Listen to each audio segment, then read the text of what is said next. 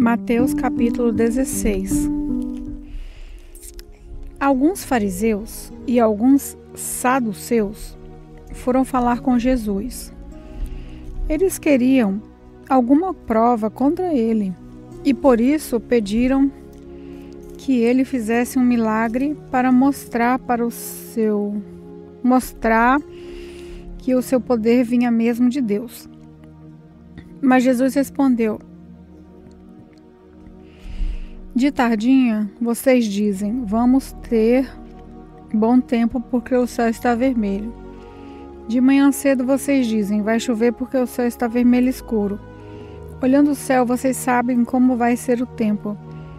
Como é que não sabem explicar o que quer dizer os sinais desta época? Como o pôr de hoje é mau e sem fé. Vocês estão me pedindo um milagre, mas o milagre de Jonas é o único sinal que lhes será dado. Então ele saiu e foi embora. Quando os discípulos atravessaram para o lado leste do lago, esqueceram de levar pão. Jesus disse: fiquem alertas e tomem cuidado com o fermento dos fariseus e dos saduceus. Aí os discípulos começaram a dizer uns aos outros: Ele está dizendo isso porque não trouxemos pão. Jesus ouviu o que eles estavam dizendo e perguntou: por que é que vocês estão conversando por não terem pão? Como é pequena a fé de vocês que vocês têm? Ainda não entenderam? Não lembra dos 5 pães que eu parti para 5.000 homens? Quantos cestos vocês encheram? E aqueles 7 pães para 4.000 homens?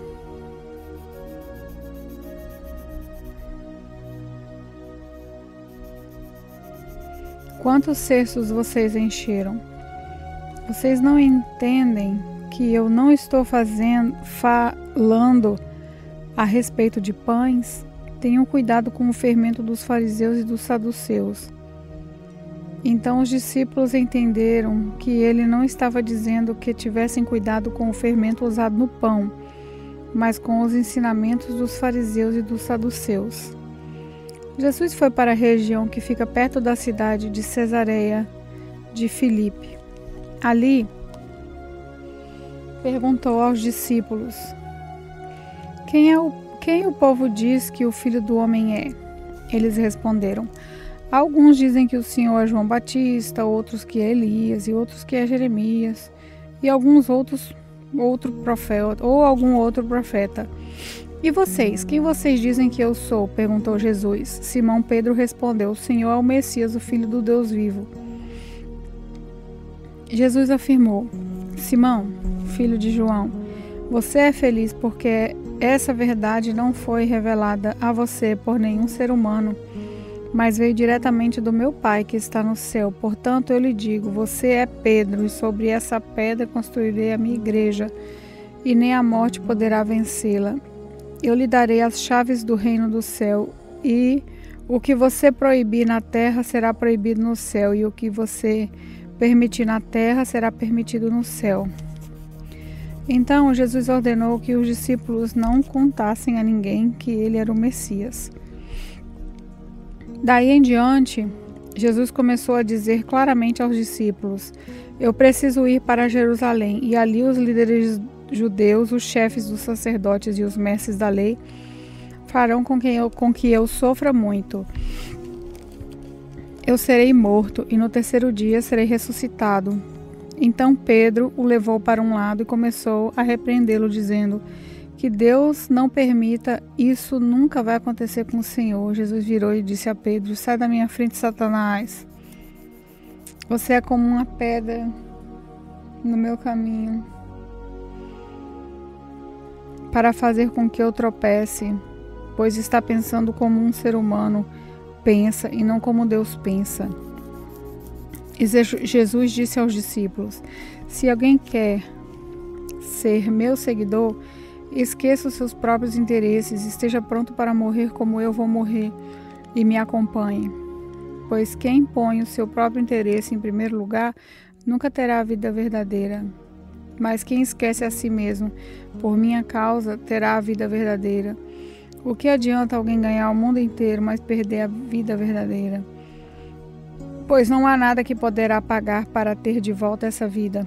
Pois o Filho do Homem virá na glória do seu Pai com os seus anjos, e então recompensará cada um de acordo com o que fez.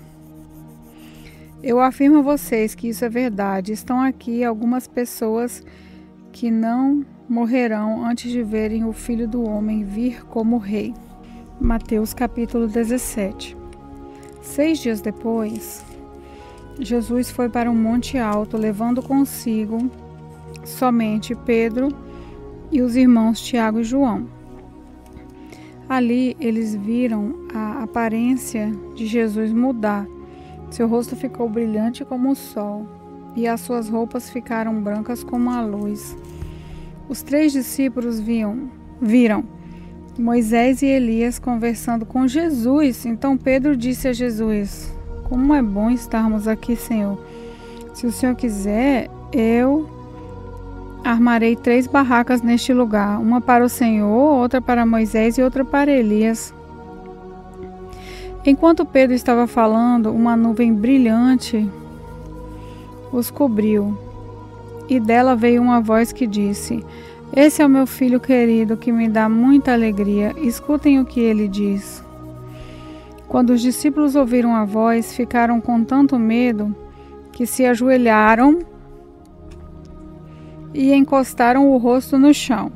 Jesus veio, tocou neles e disse: levantem-se e não tenham medo. Então eles olharam em volta e não viram ninguém, a não ser Jesus. Quando estavam descendo do monte, ele lhes deu esta ordem: não contem para ninguém o que viram até que o Filho do Homem seja ressuscitado. Então os discípulos perguntaram: por que os mestres da lei dizem que Elias deve vir primeiro? Ele respondeu: é verdade que Elias vem para preparar tudo. Porém eu afirmo a vocês que Elias já veio e não o reconheceram, mas o maltrataram como quiseram. Assim também maltratarão o Filho do Homem. Então os discípulos entenderam que Jesus estava falando a respeito de João Batista. Quando eles chegaram perto da multidão, um homem foi até perto de Jesus, ajoelhou-se diante dele e disse: Senhor, tenha pena do meu filho, ele é epilético e tem ataques tão fortes que muitas vezes cai no fogo ou na água. Eu o trouxe para os seus discípulos a fim de que eles o curassem, mas eles não conseguiram. Jesus respondeu: gente mais sem fé, até quando ficarei com vocês? Até quando terei de aguentá-los? Tragam um menino aqui. Então deu uma ordem e o demônio saiu. E no mesmo instante o menino ficou curado. Depois os discípulos chegaram perto de Jesus em particular e perguntaram: por que foi que nós não pudemos expulsar aquele demônio? Jesus respondeu: foi porque vocês não têm bastante fé. Eu afirmo a vocês que isso é verdade. Se vocês tivessem fé, mesmo que fosse do tamanho de uma semente de mostarda, poderiam dizer a este monte: sai daqui, vá para lá, e ele iria, e vocês teriam poder para fazer qualquer coisa. Mas esse tipo de demônio só pode ser expulso com oração e jejum. Um dia os discípulos estavam se reunindo na Galileia e Jesus disse a eles: o Filho do Homem será entregue nas mãos dos homens e eles vão matá-lo, mas 3 dias depois ele será ressuscitado. E os discípulos ficaram muito tristes. Quando Jesus e os discípulos chegaram à cidade de Cafarnaum, os cobradores do imposto do templo foram perguntar a Pedro: o mestre de vocês não paga imposto do templo? Paga sim, respondeu Pedro. Depois Pedro entrou em casa, mas antes que falasse alguma coisa, Jesus disse: Simão, o que você acha? Quem paga imposto e taxa aos reis desse mundo? São os cidadãos do país ou os estrangeiros? São os estrangeiros, respondeu Pedro. Certo, disse Jesus. Isso quer dizer que os cidadãos não precisam pagar. Mas nós não queremos ofender essa gente, por isso vá até o lago, jogue um anzol, puxe o primeiro peixe que você fisgar. Na boca dele você encontrará uma moeda. Então vá e pague com ela o meu imposto e o seu. Mateus capítulo 18. Naquele momento, os discípulos chegaram perto de Jesus e perguntaram: quem é o mais importante do reino do céu? Jesus chamou uma criança, colocou-a na frente dele e disse: eu afirmo a vocês que isso é verdade. Se vocês não mudarem de vida e não ficarem iguais às crianças, nunca entrarão no reino do céu. A pessoa mais importante no reino do céu é aquela que se humilha e fica igual a essa criança. E aquele que, por ser meu seguidor, recebeu uma criança como esta, estará recebendo a mim. Quanto a estes pequeninos que creem em mim, se alguém for culpado de um deles me abandonar, seria melhor para essa pessoa que ela fosse jogada num lugar mais fundo do mar com uma pedra bem grande amarrada no pescoço. Ai do mundo, por causa das coisas que fazem com que as pessoas me abandonem. Essas coisas têm de acontecer, mas ai do culpado. Se uma das suas mãos ou um dos seus pés faz com que você peque, corte-o e jogue fora, pois é melhor você entrar na vida eterna sem uma mão ou sem um dos pés do que ter suas mãos e os seus 2 pés e ser jogado no fogo eterno. Se um dos seus olhos faz com que você peque, arranque-o e jogue fora, pois é melhor você entrar na vida eterna com um olho só do que ter 2 e for jogado no fogo eterno. Cuidado, não desprezem nenhum desses pequeninos. Eu afirmo a vocês que os anjos deles estão sempre na presença do meu Pai, que está no céu, porque o Filho do Homem veio salvar quem está perdido. O que é que vocês acham que faz um homem que tem 100 ovelhas e uma delas se perde? Será que não deixa as 99 pastando no monte e vai procurar a ovelha perdida? Eu afirmo a vocês que isso é verdade. Quando ele a encontrar, ficará muito mais contente por causa dessa ovelha do que pelas 99 que não se perderam. Assim também o Pai de vocês, que está no céu, não quer que nenhum desses pequeninos se perca. Se o seu irmão pecar contra você, vá e mostre-lhe o seu erro, mas faça isso em particular, só entre vocês 2. Se essa pessoa ouvir o seu conselho, então você ganhou de volta o seu irmão. Mas se não ouvir, leve com você outras 2 pessoas para fazer o que mandam as Escrituras Sagradas. Elas dizem: qualquer acusação precisa ser confirmada pela palavra e pelo menos 2 testemunhas. Mas se a pessoa que pecou não ouvir essas pessoas, então conte tudo à igreja. E se ela não ouvir a igreja, trate-a como um pagão ou como um cobrador de impostos. Eu afirmo a vocês que isso é verdade. O que vocês proibirem na terra será proibido no céu.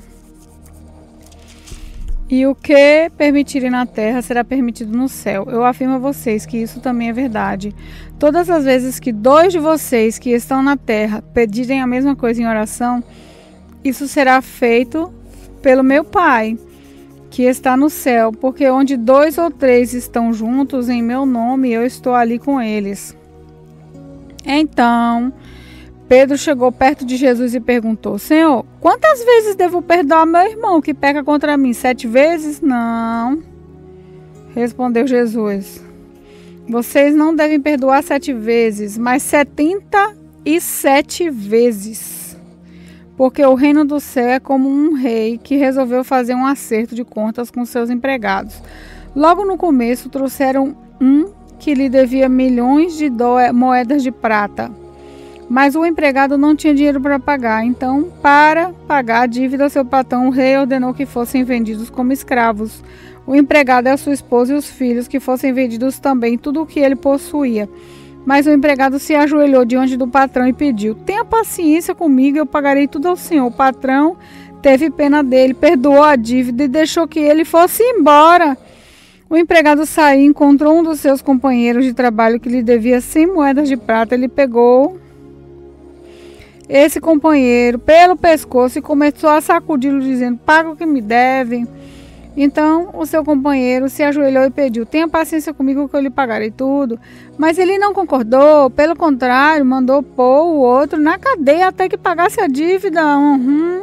Quando os outros empregados viram o que havia acontecido, ficaram revoltados e foram contar tudo ao patrão.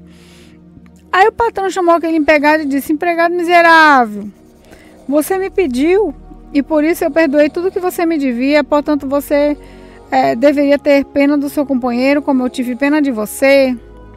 O patrão ficou com muita raiva e mandou o empregado para a cadeia, a fim de ser castigado até que pagasse toda a dívida. E Jesus terminou dizendo: é isso que o meu Pai, que está no céu, vai fazer com vocês, se cada um não perdoar sinceramente o seu irmão. Mateus capítulo 19. Depois de dizer isso, Jesus saiu da Galiléia e foi para a região da Judéia, que fica do lado leste do Rio Jordão. Uma grande multidão o seguiu, e ali ele curou os doentes. Alguns fariseus chegaram perto dele e, querendo conseguir alguma prova contra ele, perguntaram: será que, pela nossa lei, um homem pode, por qualquer motivo, mandar sua esposa embora? Jesus respondeu: por acaso vocês não leram o trecho das Escrituras que diz: no começo o Criador fez o homem e a mulher? E Deus disse: por isso o homem deixa o seu pai e a sua mãe para se unir com sua mulher, e os dois se tornarem uma só pessoa. Assim já não são duas pessoas, mas uma só. Portanto, que ninguém separe o que Deus uniu. Os fariseus perguntaram: nesse caso, por que é que Moisés permitiu o homem mandar que a sua esposa embora e se der a ela um documento de divórcio? Jesus respondeu: Moisés deu essa permissão por causa da dureza do coração de vocês. Mas no princípio da criação não era assim. Portanto, eu afirmo a vocês o seguinte: o homem que mandar a sua esposa embora, a não ser em caso de adultério, se tornará adúltero se casar com outra mulher. Os discípulos de Jesus disseram: se é essa a situação entre o homem e a sua esposa, então é melhor não casar. Jesus respondeu: esse ensinamento não é para todos, mas somente para aqueles a quem Deus tem dado. Pois há razões diferentes que tornam alguns homens incapazes para o casamento, uns porque nasceram assim, outros porque foram castrados, e outros ainda não casam por causa do reino do céu. Quem puder, que aceite esse ensinamento. Depois disso, algumas pessoas levaram as suas crianças para Jesus pôr a mão sobre elas e orar. Mas os discípulos repreenderam as pessoas que fizeram isso. Aí ele disse: deixem que as crianças venham a mim e não proíbam que elas façam isso, pois o reino do céu é das pessoas que são como essas crianças. Então Jesus pôs a mão sobre elas e foi embora.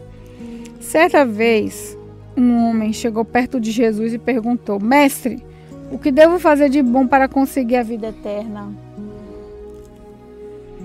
Jesus respondeu: por que é que você está me perguntando a respeito do que é bom? Bom só existe um. Se você quer entrar na vida eterna, guarde os mandamentos. Que mandamentos? Perguntou ele. Jesus respondeu: não mate, não cometa adultério, não roube, não dê falso testemunho contra ninguém, respeite o seu pai e sua mãe, ame os outros como você ama a si mesmo. Eu tenho obedecido a todos esses mandamentos, respondeu o moço.